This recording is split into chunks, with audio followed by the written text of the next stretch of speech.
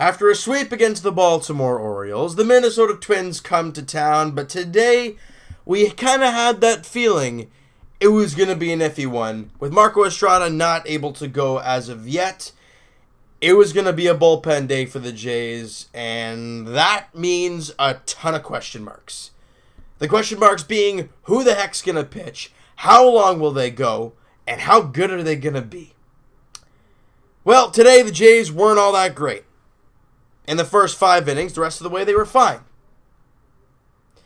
But the problem was, Luis Santos and Tim Meza really couldn't give them a whole lot of good efforts. I mean, Luis Santos came out through 2 innings, gave up 3 hits, 1 run, struck out 3 guys, walked the batter. Overall he wasn't all that bad, but his pitch count through 2 innings, he threw 44 pitches. That's not good. Tim Meza, however, in the third and bits of the fourth, gave up 4 hits, walked a guy, and gave up 4 runs, and all 4 were earned.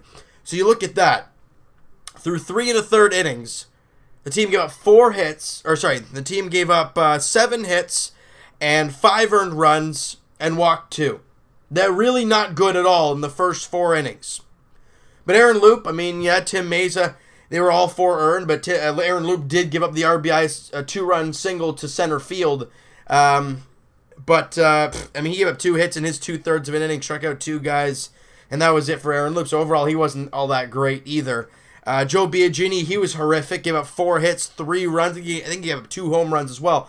We're going to break these babies down, but I just wanted to give you a little bit of a backstory, kind of what happened there. Because after that Biagini inning, it was kind of smooth from there. So Eduardo Escobar in the top of the first inning, this was a mystery for Teoscar Hernandez. Not a very good defensive first inning for him. First batter of the game was Joe Mauer, and he drilled the ball off the wall. But Teoscar's going to learn. And it's painful right now watching him defend. But he will learn that playing in this ballpark, you got to know as soon as you can if that ball is leaving the yard or not. And you could tell from the way he went towards that wall, he had no idea. So he goes directly at the wall, and it hits the wall and it bounces right past him. And Joe Mauer cruises into second base, but if he kind of stayed back saying, okay, if it's gone, whatever, if it's off the wall, get it into second quick, maybe hold Mauer to a single. But instead, he gets a second. Next batter, Eduardo Escobar. He drills a ball to Hernandez. He looks like he's got it all the way in a sense of, tracking-wise. Tries to do a sliding catch, misses it as it bounced first, so more or less trying to block it. Doesn't. Mauer comes in to score. Eduardo Escobar gets a triple on the play, and just like that, it's 1-0 off 2 miscues. Think about it. If he plays that ball off the wall for Mauer, it's a single, possibly. And if he lets that ball drop from Escobar or tries to block it more or less instead of trying to kind of snag it, that's a single. Mauer's not going to third on that play. Whereas at first and second, nobody out, instead of a guy at third, or maybe there's 1 out in that mix or something, but instead of having a guy at third and a 1-0 deficit already. It's something like that. The small things make things happen. But again, he's a younger player, hasn't played a full year in the big leagues. You got to give him time to grow, especially in his home ballpark. He's got to learn the ins and outs of it. That'll take some time. But then the top of the third inning, Logan Morrison singled to center field. Rosario and Brian Dozier score on the play. And that was on the Aaron Loup one that I said a little earlier. And that made it 3-0. But then in the bottom of the third inning, the guy who is red hot goes in the DL, comes right back, starts raking again. Lourdes Gurriel Jr. gets a pitch up in the zone on a full count and drills it. Deep and gone. He clobbered that ball. His 5th home run of the season. Jays cut the lead 3-1. But in the top of the 4th inning, and things don't go well again.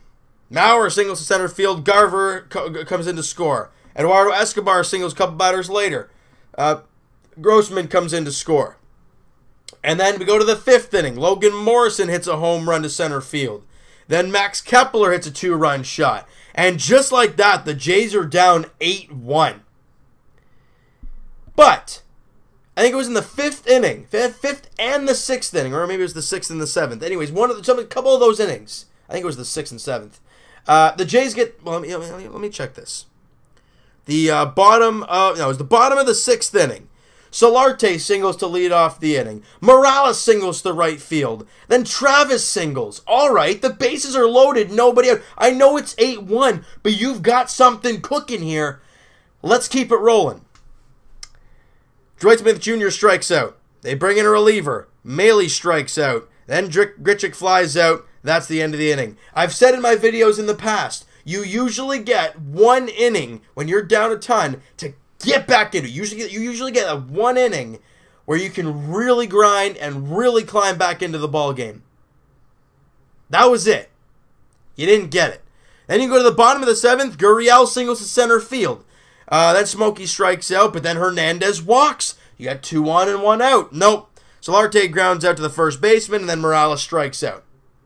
Can't get anything out of that. The Jays with runners in scoring position today, horrific.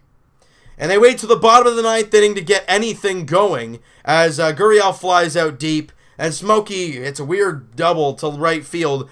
Then a wild pitch, he moves up. Hernandez walks, then a sac fly, then an RBI single from Morales, and that's it. That's it.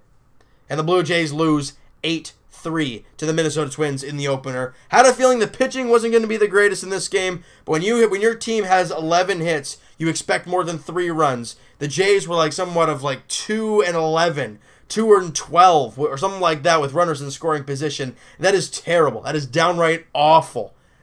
That can't happen if you expect to come back in a game. But it's the way it goes. Crazy stat.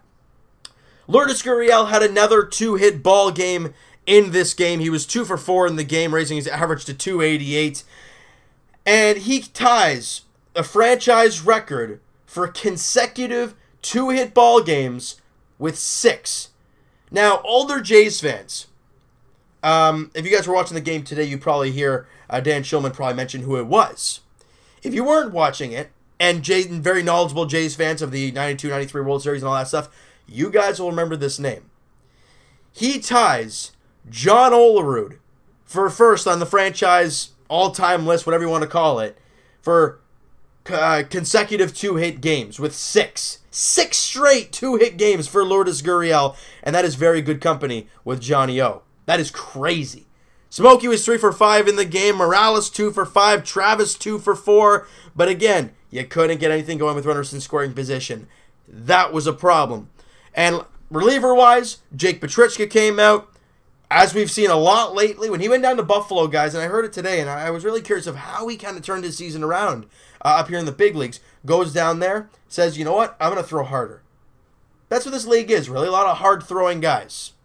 He comes back up here, starts throwing straight gas, and his ERA, after his clean inning of work with a couple strikeouts in this game, 3.05. Jake Petrichka is a very good reliever for this team right now. Jaime Garcia comes out and throws 3 scoreless innings of no-hit ball, no walks, 3 strikeouts. I mean, I guess that's good to see, but it was in a meaningless point in the ball game, so I guess it really didn't matter. But for the Jays, look, today was going to be a rough one. We had that feeling coming, and it was. Didn't think the offense was going to do it the way it did. The way, Adalberto Mejia, his ERA coming into the game, I think it was 9 coming into the game. Yeah, he only pitched 4 innings, but, he went 5 1/3, gave up 8 hits, but only 1 run. He was fantastic. So for the Jays, they look to even up the series tomorrow night. It's gonna be a fun matchup. Jose Barrios, the all-star for the Minnesota Twins, very, very good reliever for them. Or starter. He's one of the great young pitchers in the game. How old is he now? 24 years of age. Wow, fantastic. And on the other side, for the Blue Jays, Ryan Borucki getting the call. Now, a lot of people probably thought, well, why did he get sent down at the All-Star break? Well, that was just in case they wanted to get him into a ball game. Obviously, he did not get into a game. 10 days down there, probably through a side session, trying to stay loose. He's going to be nice and fresh tomorrow. He's coming off that awful outing against the Red Sox before the All-Star break, so it's going to be very interesting to see how he does tomorrow. Now, it sucks for him, because he's still looking for his first Major League win, and he's going up against Barrios. That's not a guy you want to go up against when you're looking for your first win. But, to be the best, you got to beat the best. And Ryan Borucki gets that chance tomorrow to be one of the better pitchers in the game. All right, so you know what, guys? That is going to do it for this one. You guys enjoyed this video, and you guys did not enjoy this game today. Smack that like button. I do appreciate that. Hit the subscribe button if you guys have not already. Comment down below what you guys think of the game today. What you think of the relievers there early on. What you think of the bats? What was the approach? I didn't see a whole lot. I mean, they had great hits with runners not in scoring position. Then when there was, they fell into a hole and died. I want to hear what you guys have to say about all that stuff. And I'll talk to you guys Thursday podcast edition. Link is in the description for the podcast channel and for the podcast itself on iTunes. Go check that out down below, guys. Twitter down below. Follow up, send me a DM, do all that great stuff. And I will talk to you guys tomorrow night as the Blue Jays look to even up the 3-game set against the Minnesota Twins and get back in the win column, I guess. Jose Berrios on the mound. I think I said Berrios in the last video. I don't know why I said that. Jose Berrios on the mound for the Minnesota Twins tomorrow versus rookie left-hander Ryan Borucki for the Blue Jays. 7:07 first pitch tomorrow night at Rogers Center. We'll talk to you guys then.